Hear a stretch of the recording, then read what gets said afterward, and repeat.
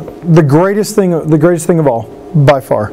I've talked and taught about grace for a really long time, and I think I discovered that I really didn't give a lot of it. My whole world has been so wrapped up in being around church people that I know the words. I knew the words to say. I knew what all these things meant. But until I was surrounded by these people that I really saw how much God loved them in their complete imperfectness, and I was one of them. And they could, the thing, it struck me so wonderfully, Rick. They could care less that I was a pastor. I mean, no trying to pretend, oh, he's a pastor, we need to watch our language, or we need to, I mean, they were totally unimpressed with that. So they didn't have positive feelings, but they didn't have negative feelings. Absolutely. At the front end either. I was just a person that was there. And out of that, I had to learn more. I really learned what grace was for myself, and not beating myself up over all of my junk, that all of my weight and how I felt like I saw myself, but also having an ability to really look at people and just love them the way that they are, and go, you know what, you're not perfect, but then neither was I, and just, it was the most comfortable, ended up being the most comfortable relational experience I think I've ever had. That's amazing. And it was with people that were just rough, and so that was one thing that God really just exposed to me, that maybe, and not that the church culture is all bad, I don't mean that by any means, but that I had been in that for so long that I had forgotten what it was like to really connect with people who just need to know who He is, plain and simple. Yeah, it feels like some of what you're saying is that they were unfiltered. There was no guile operating there. They were what they were. Exactly. Yeah. That's a great way to say it. Yeah. So a couple more things that I think about relative to this experience, this journey, that are, I think, transferable to people is, you were kind of a lightning rod, I'd say, on this show. Some stuff happened that has never happened before. It looked like the entire remaining 5 or 6 people were going to leave en masse at one point over a dispute. And in the end, it was just you and Buddy, your pastor friend on the show, that ended up leaving the show. And I'm sure it was not only difficult for you, but your whole family to feel like you were being misunderstood, feel like the whole story wasn't out there. I know in myself how defensive I feel when somebody misunderstands me. And just being in youth ministry, by definition, means people are going to misunderstand you. That happens all the time. But this was on a nuclear basis. Yeah. So walk me through how you tried to deal with that. How was it that you sort of stuck to your guns in the decision that you made to leave this show? How was it that you found that? And now, since you've left and all of America saw the inexplicable, you've had to deal with being misunderstood and still standing your ground. I wonder if you could talk a little bit about where that came from in you. And sure. Yeah. Absolutely. Yeah. And the as far as the decision to go and all that, the little bit that I can say, I mean, the one thing that I keep telling everybody, it was definitely the right thing for me to do. I mean, there's no question in my mind.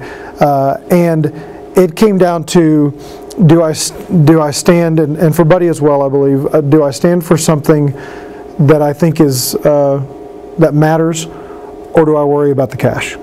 I mean, it really was that simple a decision to go. I felt like if I stayed, the only reason I would be staying at that point would be to try to win the money. And that was never my reason for being on the show. And I felt like I was going to be compromising something within myself. So, but you were also doing something that you knew was going to be hard for anyone that stayed. Absolutely. You knew it was going to be hard for the producers of the show. You knew it was going to be hard for a world watching that was only going to see a portion of your story relayed. Yeah. That's a lot of stuff hanging on there. And that's where for me, I had to be very confident and comfortable with the decision I was making, and that God was leading that decision. And I totally was, and I still totally am. Having been home, there was a little bit, I really, the fans of the show are die hard. I mean, the ones that really love the show, they are committed to the show, and I knew that was going to be rough, and it was for about a week once all that happened. But you know what? Since then, there has been so much encouragement and support, and when I meet people and get to talk to them, and they see, you know what? Maybe that 10 minutes that we saw you each week is not, maybe you're different than, that's been a lot. But Rick, I can tell you there has not been a single time that I've second guessed. There has been no regrets looking back. Got to go to finale and be there with all of our friends that were there and all of their families and those things. We weren't up on the stage, Buddy and I, but we were there. Did you feel welcomed? Absolutely. Yeah, no question about it. Former Biggest Loser contestants were all there. Everybody just very welcoming about it. But even without that, I still know that was what I was supposed to do. It's interesting because I have a friend who's always, whenever anybody sort of slips into asking him, he's a director of the pastoral staff at my church, and so he's inputting into pastors' lives all the time. And whenever anybody slips over into the land of something like, what's the formula for that? How do you handle that? He always responds with Amos 5:4, which is seek God and live. And he's basically saying the only way you can really have a foundation under your feet is if you know God has dealt with you about this. Absolutely. It has nothing to do with your normal reactions or anything else. The only way you have a foundation is if you have something to stand on. Right. And then you can really stand. Absolutely. And that's what I hear. That's exactly this. And you know, one of the things, without going too in depth into the show, when I saw the episode where we left, the thing that was probably the only thing that I really struggled with was they put a timestamp on there, like 8:30 we were, and 9 o'clock, and by 10 o'clock, Buddy and I are in a van on the way to the airport. That was a much longer process. So what I've heard from a lot of people is you didn't pray about it. You made an emotional decision. You made a quick decision, and it was over the course of a couple of days that all that happened. So we really did pray about it. It wasn't the whole group that was gonna leave. I mean, it's just so much has been blown out about that. Yeah. But it's one of those things, like you're saying, I can't fix that for everybody. Right, yeah. I mean, I can't get my voice out there to every single person and explain to them, and I shouldn't have to. So where I am is I'm totally comfortable and confident with what God did with me in that moment and through the course of the show and where I am now. Well, talking to your wife, Kathy, earlier today, she was saying there's a point in the show where you could easily have been misunderstood early on in the show. And I was just talking to her about that, and all she got to see was whatever the show showed her, because she was out of communication with you. Right. And it didn't look very good. Yeah. And she said she started to reply to some of the people who were posting on your Facebook page and other places that were saying some pretty hard things about you. She started to reply back and defend you. And she stopped pretty early on. She realized, out of my control. Right. I can't really do this. Plus also I know his heart. So no matter how it looks, I know his heart. So I think those are moments that are everyday moments for us that test us, and because circumstances can look pretty bad sometimes, and what do we really know about people, and what can we really control and not control? And in youth ministry, you're going to get criticism and misunderstanding all the time, and I know it's tempting to defend yourself, and it is. That Absolutely. path, I think, can also lead you to a place where you feel like you're a victim, because you can't defend yourself in the end. Right. And if you end up feeling exhausted by the defense of yourself and all that. And I think youth pastors sometimes feel like they just can't win. Yep. And it strikes me that in this progression, you gave up the right to defend yourself. In a sense. You let that go. Right. I think that's a remarkable decision that it has broad influence on youth ministry in general. It's not just on a show like this.